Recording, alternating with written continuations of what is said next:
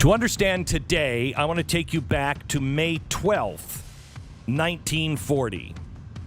It was the day Adolf Hitler began an invasion of France. 10 days later, the evil of Nazism had stormed across the country and reached the English Channel.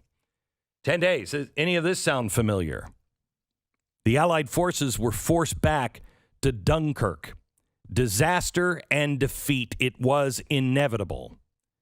On May 23rd, General Brooke, who was the leader of the Allied drawback to Dunkirk, wrote in his journal, "Nothing but a miracle can save us now."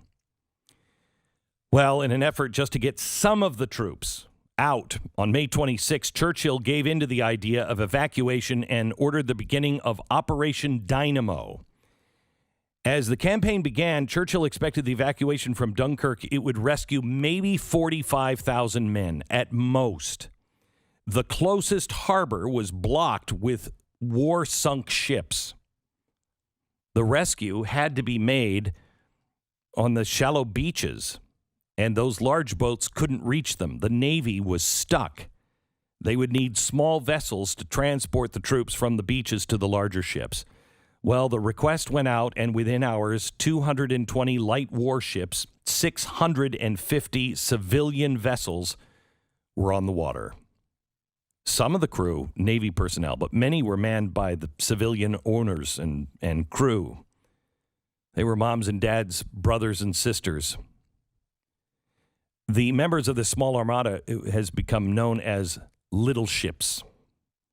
As the Allied troops sat on the beach, on the shore, in dread, they looked out and saw nothing. No ships, except a shattered French destroyer, is what one of them wrote. Then, all of at once, they couldn't believe what they saw coming over the horizon. There, coming towards them, a mass of dots that filled the sea. An army of little ships. Little points of light coming to their rescue. In a hail of bombs and artillery fire, this little group of ragtag people, just regular citizens, sailed through the ocean mines and the torpedoes with little or no rest. Day after day, night after night, plainly marked hospital ships full of British and French wounded were an easy target for the Nazi bombs, but the men and women never faltered on their commitment. When the mission was complete, some 198,000 British and 140,000 French troops were saved, a total of 338,000 souls. Now, how did they do it? They did it because at the time, the people of England and the leadership of England clearly knew the difference between right and wrong. They clearly had faith.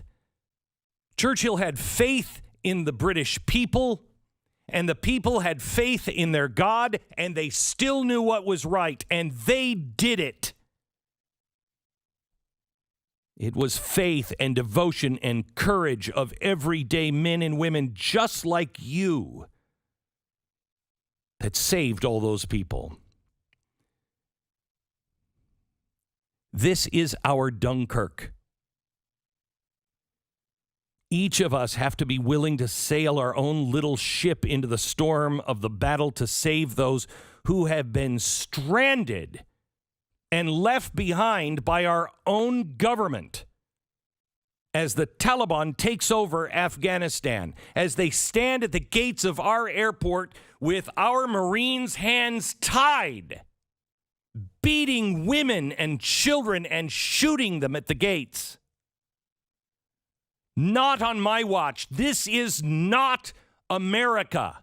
The government is not America. You are America. Each of us doing what we know is right. Today, my government does not represent me. Not by any stretch of the imagination. You want to say that America is such a bad place? Well, you are now in charge, and you are leading one of the worst moments in modern American history. Not my name. I will do everything I can personally to help save the lives of people that we have left behind to suffer at the hands of madmen. There is no U.S. coalition coming to the rescue, even though, how dare you Pentagon officials tell us there's nothing you can do? What the hell are my taxes for? How much have I spent in taxes to buy the sophisticated equipment and pay our soldiers and provide all of the jet fuel so you can get your ass over to a trouble spot immediately anywhere in the world? Don't tell me it can't be done.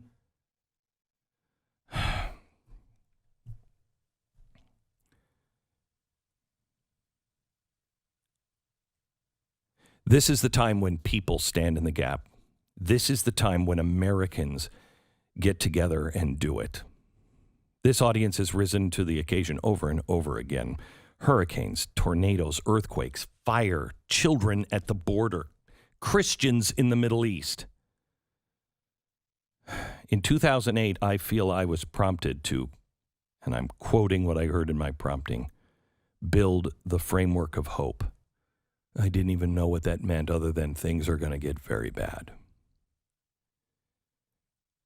And so I started Mercury One and the Nazarene Fund.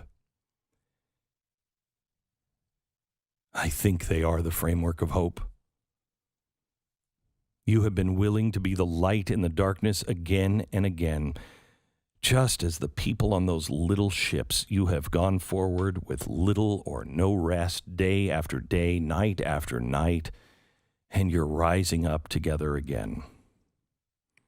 I have told you since September 11th, 2001, I have a feeling about this audience that in the end, it will be this audience that saves us.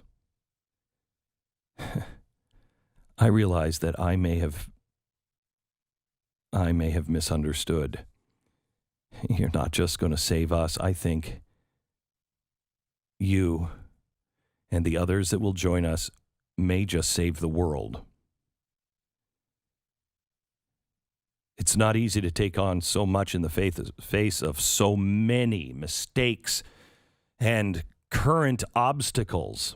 It feels as though we're faced with one crisis after another, and many of them are crises that have been brought on to us by our leaders who are trying to take away our freedom, not just abandoning people overseas.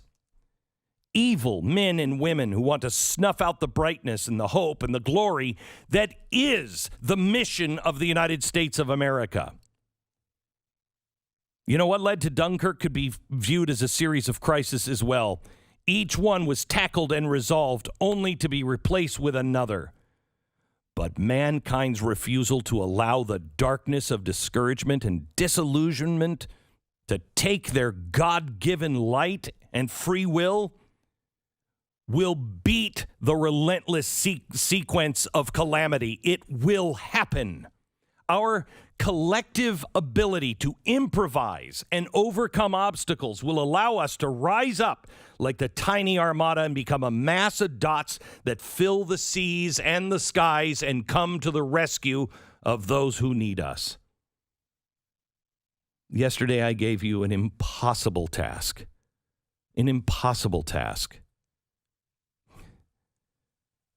I asked you to help me raise $20 million by Friday so I could secure the aircraft and the helicopters and the teams to be able to get 5,000 Christians that are marked with death and yesterday received notice from the Taliban that any of these people will be burned alive. In less than 24 hours, you gave $334,652.24. The framework of hope. You are not alone. It is not just you. I've never seen anything like this before. I don't think any one audience has ever done that. I have until tomorrow to raise the second half.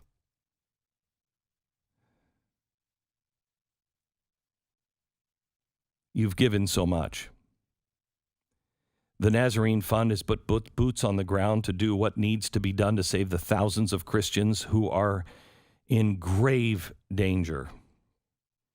We have the helicopters and the planes standing by.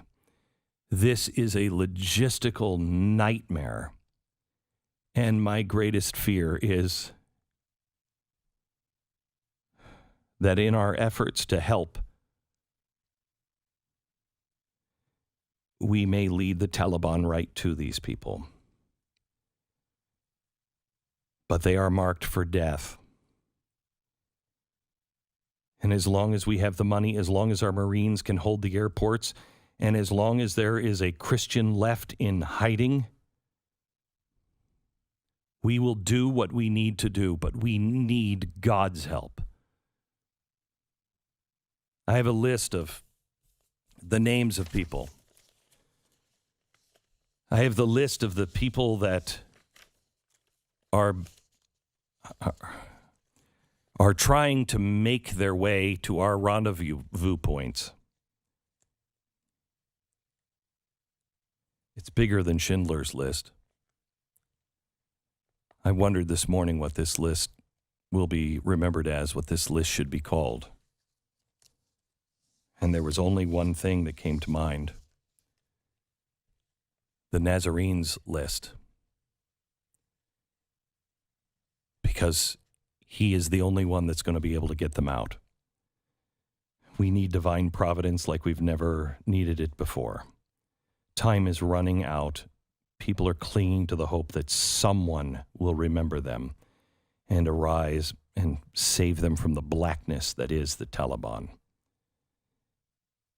Even if you have given yesterday, could I ask you to give just a little bit more? I doubled my donation today. If you have friends, urge them to give. This is just this audience. This is all you're the only ones. Ask your family to give their birthday or Christmas presents early and send it to the Nazarene Fund. This is your time. This is our time. Tell everyone you know. And even as we complete this mission, the war against darkness will not be over. Evil is on the march. When Dunkirk was over, Churchill gave a strong pronouncement. He said, "We must be very careful not to assign this deliverance to the attributes of a victory. We have to continue, and we shall fight the darkness on the seas and oceans. We shall fight it with growing confidence and growing strength. We shall defend our land, whatever the cost may be. We shall fight on the beaches. We shall fight on the landing grounds. We shall fight in the fields and in the streets. We shall fight in the hills. We shall never surrender until God's good time, when the new world with all of its power and might steps forth to the rescue and the liberation of the old." That last line was a call to us who had not yet joined World War II. Our call today is to our silent friends and neighbors, to our compliant family members, to our frightened friends. And most importantly, we call to the generations who come behind us. Believe in freedom. Believe in America and its greatness. What you're seeing on television of what America has done to the people in Afghanistan is not who we are. Know that. Believe that. And never, ever surrender.